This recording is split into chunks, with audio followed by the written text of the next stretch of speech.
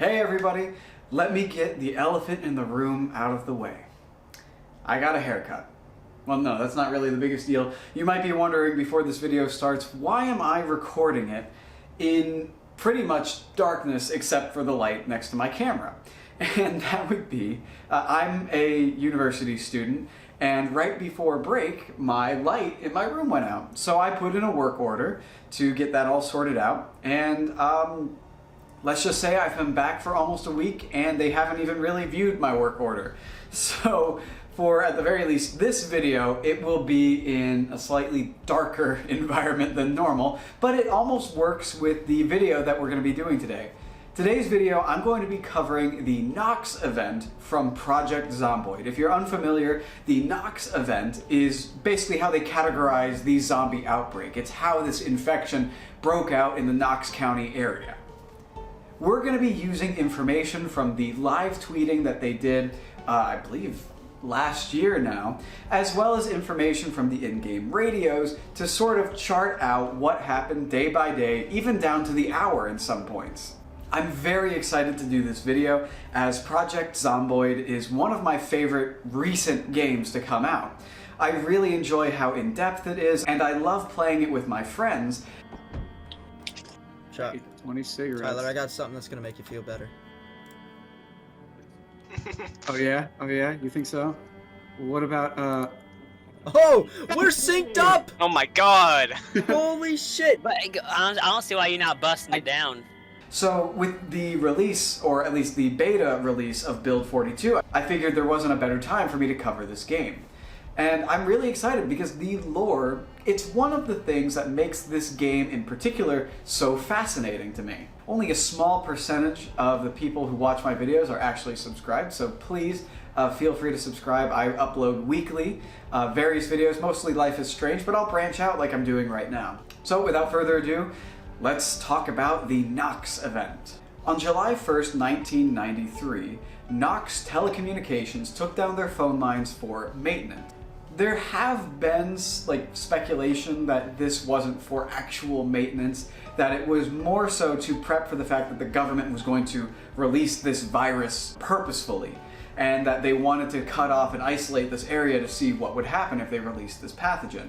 However, the real origin of the virus itself is sort of up in the air. It's something that hasn't really been confirmed, and something we'll go over at the end of this. On Saturday, July 3rd, 1993, a military truck carrying an unknown hazardous material crashed just north of March Ridge.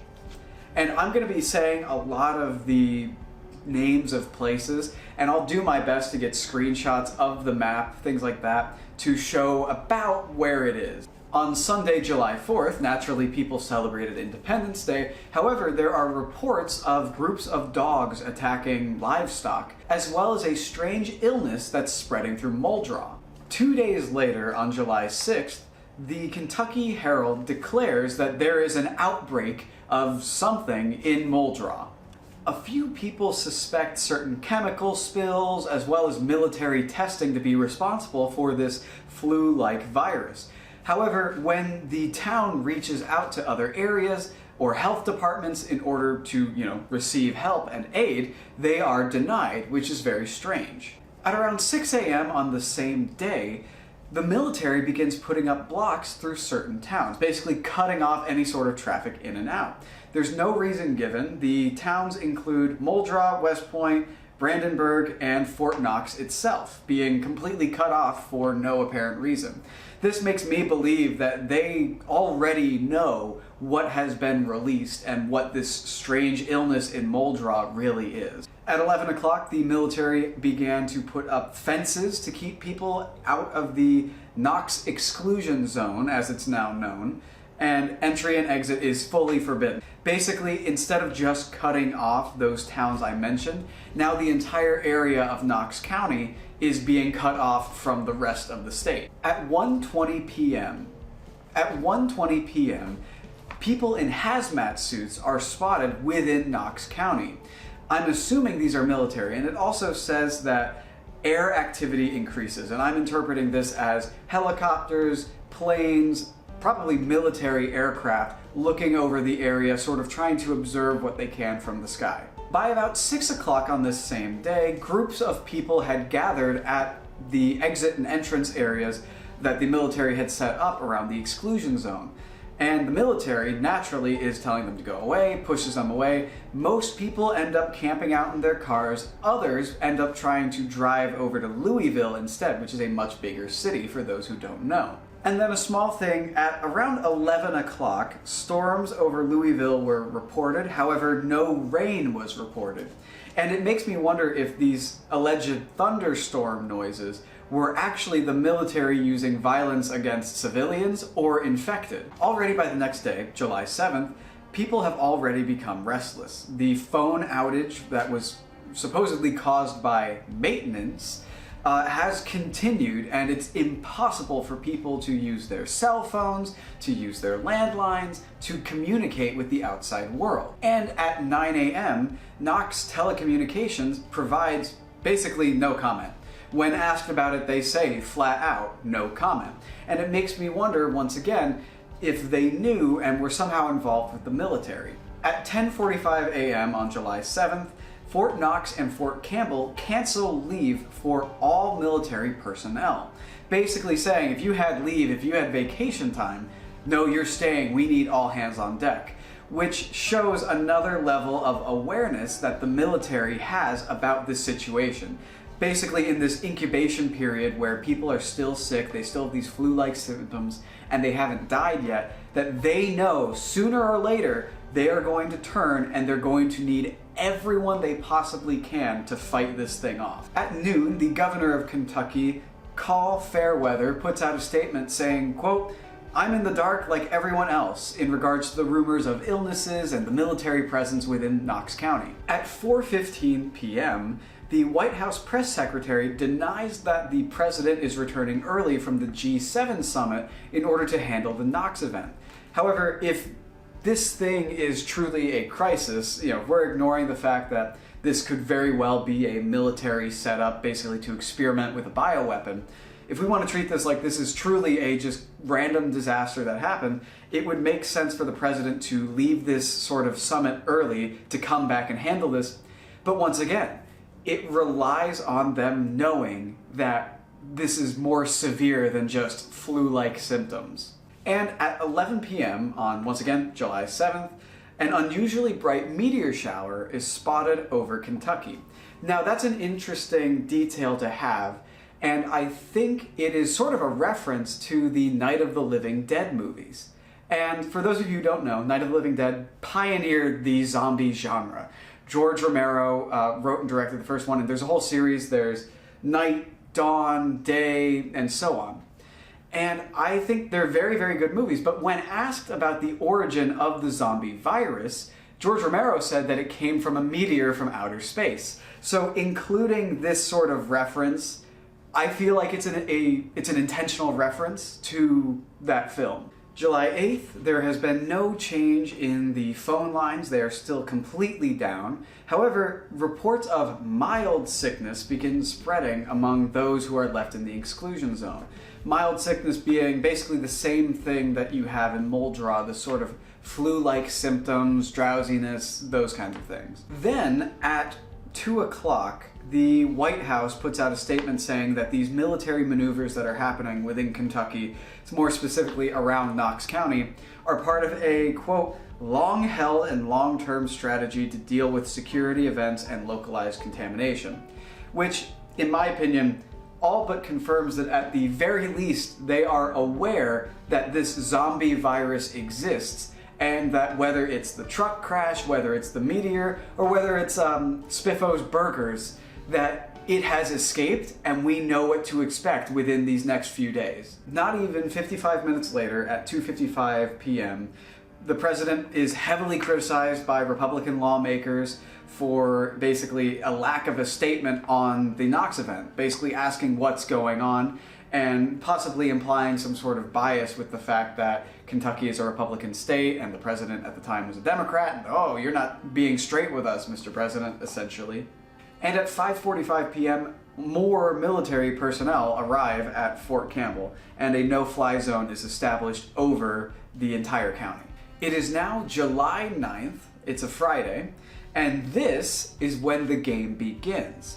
So when you load into a game of Project Zomboid, it starts on July 9th, which I think is pretty cool. However, I think because this game is an indie game and things are evolving and changing rapidly, some of the lore doesn't blend well with the gameplay. For example, we're going to hear about the public causing riots at the border. We're going to hear about Louisville having a military presence and not being overrun until much, much later. And that sort of thing, if you book it to Louisville in the game, you'll find it abandoned as it is. However, if you listen to the radio and the lore, oh, for these days, it should still be a functioning city until, this thing happens.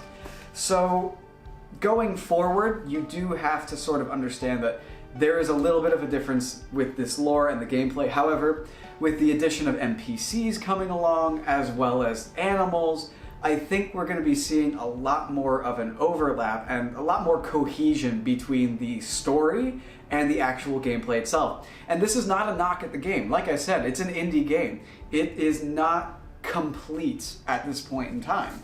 But I love it no matter what, and I think the tone and the gameplay make up for any of these little discrepancies in the lore. At 11, General McCrew, who is in charge of the whole Knox zone situation, essentially, basically puts out a statement confirming that this sickness leads to panic and confusion. However, he claims there's no evidence of any fatalities.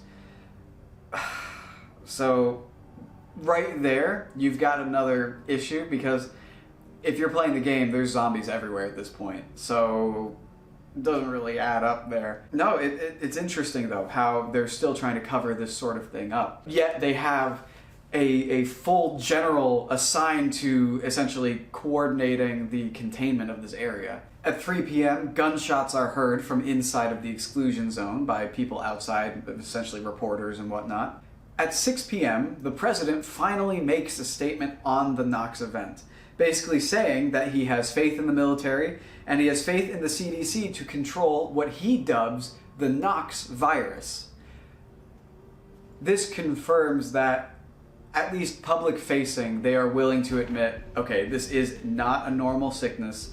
It is this specific thing, but we can handle it. However, at 11:30 on essentially what I'm assuming is a late-night talk show, former CDC official Dr. Jeff Galbraith claims that the underfunding of the CDC, as well as bureaucratic infighting, means that there's going to be no reasonable response to the Knox outbreak, that they are very, very screwed if this is a serious event. On Saturday, July 10th, Professor Jake Wilson, who works with the military, claims that the transmission of the Knox virus has slowed. This could be that it is actually slowing down, maybe some people do have some sort of immunity, or it's that the people who are susceptible to the virus, at least the airborne version, have pretty much all been infected, and that the only people who are uninfected and currently, still running around just fine, are those that are immune to the airborne version but not the bite version. Basically saying that your character is immune to the airborne version. You can be around other people who have it and not get sick, but if you get bit and you get that saliva or that blood in your system, you're going to get the virus. And this is one of the main pieces of evidence, as well as some other stuff later, that points to this theory being true. There's even a few very, very interesting mods that you can play that are all about what if you're someone who's not immune to the airborne version. You have to wear like a face covering all the time. You have to worry about your gas mask filters. It's a very interesting mod to sort of explore that idea, because that would be, if there was a zombie virus like this, that's the most realistic way that you could have survivors fighting the undead. At noon, the CDC criticized the former CDC official, Dr. Jeff Galbraith. Basically, they're trying to discredit him by saying that he wasn't very good at his job because of the Rayleigh outbreak. However, an hour and a half later, the CDC retracts their statement about the Dr. Jeff Galbraith, saying that the statement was released without authorization and that we respect all Dr. Galbraith's candor along with his major achievements through his years at the CDC. At 3 p.m., the United Kingdom's Prime Minister criticizes the president for a lack of clarity, and at 4 p.m., protesters march to the White House, essentially demanding answers for what's going on in Knox County. And while that might seem a little extreme, you have to remember that there is no communication from inside or outside of the zone. Basically saying that if your family member, if you had someone who lived in Muldraugh or that area, one day you're calling them, even emailing them, and now for these past, since the beginning of July, you haven't been able to contact them at all, and the government is just putting out these very vague statements about what's going on. Yeah, I think you'd want to march and protest too. I think that's a very reasonable response to the way that the government is handling this situation. Not even a day later, on July 11th, full-on riots begin to start over the lack of transparency about the Knox County exclusion zone. These riots happen in Washington, D.C., New York, and Los Angeles, and those are just the ones mentioned.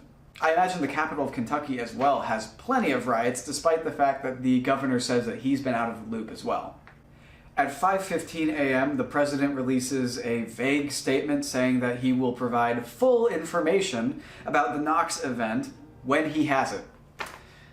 Which, on one hand, sure, you don't want to release half-baked information and then everyone gets freaked out. However, let's be real, the government knows what it is, so that's just frustratingly realistic for the government, I think. We can all agree about that. At 9 a.m., due to this statement, waves of panic throughout the entire United States start.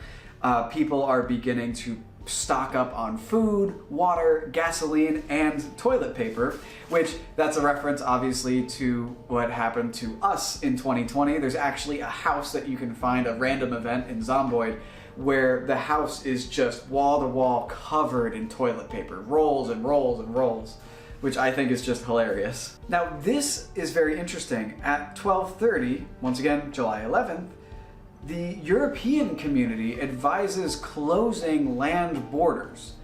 And this is interesting because it makes me wonder if the president, the United States government, knows that maybe the Knox virus has escaped the containment zone. Even just in a small capacity. Maybe there's been a few cases here and there, and they have reached out to these other countries, particularly their allies in Europe, basically saying, shut down your borders now if you want to survive. And now they're sort of like slowly being, hey, maybe we should close down our immigration for a minute. Maybe we should put a pause on these imports, things like that. At 1:30, the World Health Organization, also known as WHO, advises that all non-military or medical flights to be grounded from 6 p.m. onward. And that the move was heavily criticized by airlines, but they're all going to comply. This has just immediately afterwards, about 5 minutes later, stock markets, we might be having an outbreak ourselves if you can hear the sirens outside, but the stock markets, not even 5 minutes later, plunge because they're now fully expecting, okay, this is going to be a world health issue. At 2 p.m., the president then issues a statement saying that the World Health Organization's advice is economically unsound and that the Knox event is contained. Basically saying, hey, nobody needs to worry, which is, it might sort of counter my opinion that maybe they reached out to these European countries, their allies, to say, hey, maybe consider closing down your borders for a bit just in case something gets out. Or, if we want to believe in the arrogance of the United States, which wouldn't be too far-fetched, they are fully believing that their military can lock down this disease in Kentucky. At 7:30, the Knox exclusion zone boundary is widened, basically saying that they are expanding to more and more territory. This leads to a lot of residents being forcibly displaced or forced to stay indoors, essentially saying you are now within the quarantine. The government then begins to deploy peacekeeping forces throughout the entire United States. This shows me that they are preparing for the Knox virus to escape in some way, and they want to have a military presence prepared for when that happens, no matter where it is. On Monday, July 12th, more riots are being reported throughout the United States, not just not just the 3 major cities that I mentioned earlier. One person is killed in New York and another is injured in Miami. And the peacekeeping forces I mentioned earlier are also, being used to help the police. It may not even be just to contain the virus. It might also be just to prepare for the fact that once people find out that there's essentially a virus that causes people to come back from the dead, they're going to riot and they're going to panic, and we need the military there to sort of keep them in check. Almost think of it like, I feel like they were planning to have places like the Fedra facilities in The Last of Us, where they take a city like Boston and have it under direct military control in order to keep the virus out. It feels like they were trying to sort of set up for that. At 8:15 a.m., a radio transmission using a CB radio or a civilian radio comes through the zone, basically saying that this situation is not under control, it's much worse than stated, and that they're killing civilians. At 8:30 a.m., the president announces that curfews will be put in place at our major cities, basically saying it's for your safety. This is once again to quell riots, essentially, and this is a tactic used typically in martial law, if I feel like. So, although they haven't declared full martial law at this point, the fact that they are saying, all right, we need curfews, we need police in these cities to calm these riots and this violence, tells me that they're just edging closer and closer to that. At 9:17 a.m., a major earthquake strikes right off the coast of Japan. And while that might not seem important, it's sort of another possible origin to this virus. Could it be from toxic waste in the water, being kicked up by earthquakes? Could it be from that meteor shower? Could it be in the burgers at, these horrible restaurants? I think little details like that within the zomboid timeline, it makes the world feel more active. Even though the only real outbreak right now is in Knox County, there's still things going on in the world. People in Japan aren't just sitting around waiting to hear what's going to happen in Kentucky. They're living their own lives, dealing with their own problems, and that's something I really like. It also opens the door to more inclusions to the lore, more broadcasts that you can hear, more radio signals, things like that. At noon, the military begin to set up bigger temporary installations within New York, Los Angeles, Miami, among other cities. Miami and New York being important because there were deaths during the riots in those cities. Well, an injury in Miami, but still there was a death in New York. At 6 p.m., the curfew set up by the president gets put into effect. Only an hour later, at about 7 p.m., a new wave of panic sweeps through the nation as a photo from within Knox County, specifically West Point, is leaked. And it's of a young man who is, I'm assuming, is infected. The description of the photograph is a young man, dismembered but still living in a street full of dead bodies. And then a more specific quote says, "He is bloody and covered in what appears to be bite marks or wounds inflicted by a bladed weapon." What we can interpret from that is that at this point, July 12th, zombies are out there. That the people within the exclusion zone are having to fight off zombies. That, your gameplay, what you're doing, has sort of become a normal thing for the people within the zone now. Or at the very least, it is just starting, because you'd think a photo would probably leak a little earlier, so this could be very, very recent. However, once again, how the gameplay doesn't match up, at this point there should still be plenty of other survivors out there in different towns. This happens all the way in West Point, and if you start in Rosewood, there's still hordes and hordes of zombies. So, once again, a little bit of that discrepancy. Maybe they'll switch around the times when they do an update to the game, or maybe they'll just add NPCs, and it's going to be a lot more chaotic as there's going to be people trying to survive and live on their own, and you have to essentially compete with them in the very early stages before they begin to die out. On July 13th at 11, media interviews from people who were released from military installations on the border of the Knox zone, basically saying that you've been cleared, you're healthy, and you can be released, begin to surface. And it paints a very dark picture because people begin to fully describe, as I said, basically what your gameplay in Project Zomboid is. That the infected are hunting those who are not infected, and there's these extreme acts of violence and cannibalism. The direct quote is, "Those suffering from the affliction hunt those unaffected. Mothers, fathers, children. The change is total. Those who suffer from infection prey on the healthy. While survivor testimony claims the military have been holding civilians suspected with contact with the illness inside the exclusion zone, as of last night, many of them found freedom, basically saying that those proven to not be infected have been allowed to leave and sort of return to a somewhat normal life. At 12:15, following the sort of bombshell media releases of these interviews from people within the Knox zone, 38 nations create a joint statement basically blaming the United States, saying that their complete lack of clarity has led to how crazy things are getting, and that it's putting their nations in danger as well. At 3:30, the Vatican's Swiss Guard orders all visitors to leave and basically the entire area to be evacuated. And this is on the Pope's order, essentially. At 4 p.m., more curfews are announced for other cities, such as Chicago, San Diego, and Baltimore. Maybe it's just because I have grown up in smaller areas my whole life, but I would consider Chicago, San Diego, and Baltimore to be major cities. So I'm not sure why they weren't really included in essentially the first set of curfews. However, they might have just been referring to like those mega cities like Miami, like New York.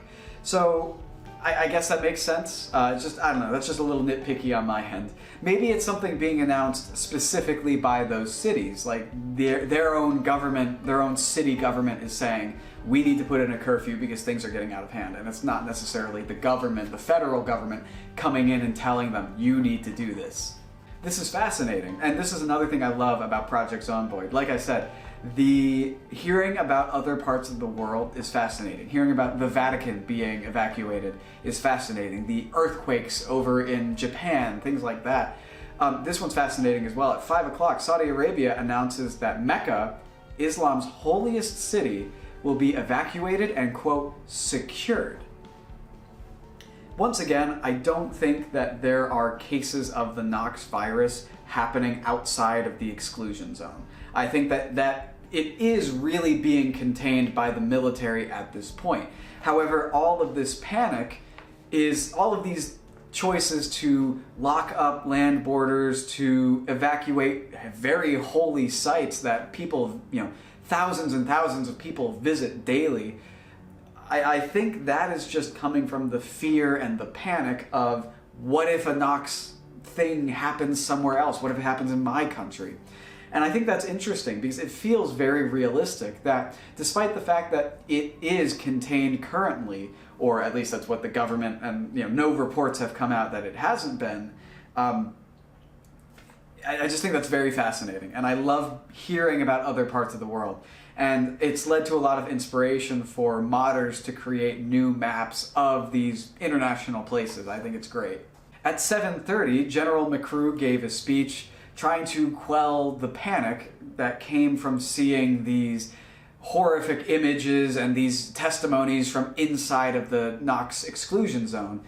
And he basically says that there's no need to panic, which I disagree, and that they are not deceased and that they're actively searching for a cure. So at this point, they're coming back from the dead. The zombies are rising and eating people and places are overrun. At this point in time, maybe I'm incorrect, Louisville itself has not been overrun. They have a strong military presence and there's no zombies within the city. However, places like West Point, Muldra, etc. are beginning to be overrun at this point, although there are still more survivors than just one person wandering around like if you were playing the game. On July 14th, at 1:30, the president doesn't start his day off very well. He leaves the White House passing extremely angry crowds. At 8 a.m., there is a protest within the exclusion zone, basically saying that those who are healthy should be allowed to leave. But this ends very tragically in the shooting of 2 unarmed individuals. And like I said, things like that, the fact that there's an ongoing protest, show me that the zombies are few and far between. Like, there are no massive hordes roaming around. Maybe in some areas. Places are still civil enough that people can organize a protest. 3 hours later at 11 a.m., violence between military personnel and civilians begins to rise, and this causes multiple fatalities most of them being civilians. At noon, following the violence within the Knox exclusion zone, the president releases a pre-recorded statement saying that direct action will be taken. Kind of just BS to cover his butt, I think. Due to the heavy conflict at the border of the exclusion zone and heavy gunfire from the military gunning down civilians trying to stop them, it attracts a large group of infected. Basically, one of the first hordes ever, if you really think about it. And it leads to them showing up and causing breaches within the exclusion zone's fence. The ongoing battle attracts more and more and more infected, causing an even larger breach to occur, and some military units even begin to pull back. To clarify, this is at Louisville. Louisville is sort of that last bastion of normal society, beyond maybe some pockets within the towns of like Muldraugh and West Point, things like that. I'm sure there are still larger groups of survivors in those areas, but Louisville is the closest thing to a normal functioning city that we have at this point. And that's why these breaches are so scary, because they're thinking, oh my god, we're kind of the last bastion at this point. If they get through us, they can get out into the world. Here's a quote. "The primary exclusion zone camp has been compromised. Running battles between civilians and military enforcement resulted in the deployment of tear gas and later gunfire. The conflict was nearing an end when a huge movement of people came from inside the zone, people being infected. However, at 7 p.m., it appears that the military has some success in corralling the horde, helping to alleviate some panic within Louisville. The next day, July 15th, early into the morning, I'm talking like 3-4 a.m. This is reported at 7, but it's been happening and then it's reported. So earlier in the night, or in the morning, I should say, at the border between the Knox County and the outside world, not Louisville and this other thing. So essentially two battles going on at once. Louisville, they had to corral everything back. That just ended the previous day. Now at a border that, borders the outside of the rest of Kentucky, not into Louisville, an intense overnight battle near the Knox boundary. They failed to stop the tide of infected, and the military has to begin to pull back north. And as we know, Louisville is not north. So we can tell that this border is a different one than what we were previously talking about. By 8 a.m., armed civilians begin helping military personnel push back the horde to varying degrees of success. At 10 a.m., it's reported that people who are within the sort of quarantine camps on the border or in the exclusion zone, sort of in Louisville, basically any sort of military area where survivors are held up. This is like very dark. Reports of survivors being shot or beaten to death by angry mobs for showing signs of sickness. Basically saying that if you cough the wrong way, if you have an upset stomach, or even act like you could be infected, they will kill you on sight. Showing that as well, the military really doesn't have a reliable way to test if you're infected at this point, which is concerning when they've let people back essentially into the normal world. Now, this is also an interesting thing. At 4 p.m., reports of military personnel and survivors showing symptoms of the Knox virus without being bitten begin to crop up and grow and grow. And I think this once again comes back to the types of immunity there are. That there are people who needed to be bit in order to be infected, and those in the beginning who simply needed to be exposed to the virus through the air. Being around the zombie hordes, maybe even accidentally ingesting some sort of bodily fluid that, I don't know, if you shoot a zombie, it sprays on your face and something gets in your eye and it infects you. Basically showing that the bite itself is not what causes it. That it is the sharing of that bodily fluid, if you're that kind of immune, or an airborne virus to people who are completely unimmune to this thing. And once again, what I said is confirmed. The first carriers of an aerial strain of the Knox infection begin to die and turn, many already inside of Louisville. A sort of new designation, an aerial version of the Knox virus, begins to be classified and identified, and it's hitting these sort of pockets of survivors extremely hard. Louisville is full of people. All of these sort of quarantine camps that thought they were safe are infected. I believe the number is at least 95% of camp survivors and zone military personnel are ill. This leads to hasty quarantines and tons of executions. And this sort of thing is very interesting to me because no matter how you believe the infection started, I think it's fairly safe to say that, like I said in the beginning, there are people who are immune to the airborne version and there's people who are not. And that's how we got the spread and moldra of just people becoming ill and some people feeling fine, leading to that first group of infected. And that this is sort of a second wave. As they bring in people who may not have been exposed to it while surviving and they've come to this camp, or military personnel from around the country who may not be immune, they've just shown up and they encounter a zombie and have to kill it and then become infected, that this sudden surge of infections is not just a random thing. It's not the virus evolving. It's the way it's always worked. It's just the new sort of gathering of personnel being in one area leading to this. By July 16th, the White House issues another BS statement saying not to panic and for the population to stay in their homes and quarantine. Which I feel like at this point it's almost a little too late. There's already hordes forming and battles waging across Knox County. At around 10 p.m. it's reported that Louisville is beginning to fall, that thousands of people are injured and turning, and that hospitals are overrun, and they basically don't know what to do. That while their border is secure, people on the inside are just becoming so sick and so that it's just everybody that they aren't sure what they're going to be able to do. And it's that right there, July 16th. You've been playing this game at this point for a week. It's been 7 days that your character has been alive. So all those previous days, if on day 2 you made it to Louisville, it's already overrun, but you're going to be hearing these radio reports about these battles being waged and people are being infected and blah, blah, blah, blah, blah.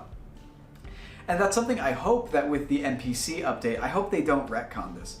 I hope they make it so that if you start off the game and in the first 2 days, you go over to Louisville right away, like you drive over and you make your way inside, that you can almost live a normal life until July 16th when people begin becoming infected with the airborne version. I think that would be such a fascinating thing and an interesting strategy to use. You know, you have to quickly find a car, find supplies, be able to travel and survive over there, as well as deal with other survivors along the way, because this is so early that protests are still happening at the border and things like that. So you're going to be encountering other people on the road, other people in restaurants even, maybe trying to live a normal life through this infection. I think the idea of adding these human NPCs just opens the door to so many awesome possibilities, especially if you weave it into this lore correctly. At noon, the bridges over the Ohio River are demolished by the military, and this leads to many, many civilian deaths. And at 2:15, it's reported that the Queen and basically the whole royal family are being evacuated to some sort of unknown location. July 17th is the day that pretty much it's lights out for humanity. The Knox illness is confirmed in Cincinnati, Columbus, Norfolk, Newcastle, London, Mogadishu, Somalia, Seoul, Okinawa, basically saying that at this point the Knox virus has gone international, that some way, somehow, the airborne strain has made it not only through the United States, but to Japan, where the earthquake was, as well as England right before the Queen evacuates. At noon, General McCrew releases a statement basically confirming that there are a few people that are immune to this second wave of the Knox event illness. And he says that there are dark days ahead, but we will prevail. And this broadcast, as those of you who know, who like to watch the TV on Zomboid or like check out what's going on in the news, this broadcast repeats for a few days. July 18th, more confirmation of where the Knox virus is. New Orleans, New York, Los Angeles, Berlin, and Tokyo all have cases. At 10:30, Belgian troops begin to take position in various forts and things like that around their country since the first time since World War II, basically saying that this is an event equivalent to a war, which, funny thing, it kind of reminds me of this. The way that the virus is handled in this game reminds me a lot of the book version of World War Z. and how it is viewed as a conflict for humanity, that it is a war against the zombies, and that they have to use military tactics in order to survive. This is also when, at around 2 p.m., most of the American broadcasts of TV show programs, shows, things like that, are either fully stopped or replaced with just an emergency broadcast. And by July 24th, the majority of the Earth's population is sick with the Knox infection. By July 25th, radio stations are all going dark. You can hear people being killed on the radio, they're getting overrun. Private citizens' radios begin to fade away. Basically, the world's going quiet.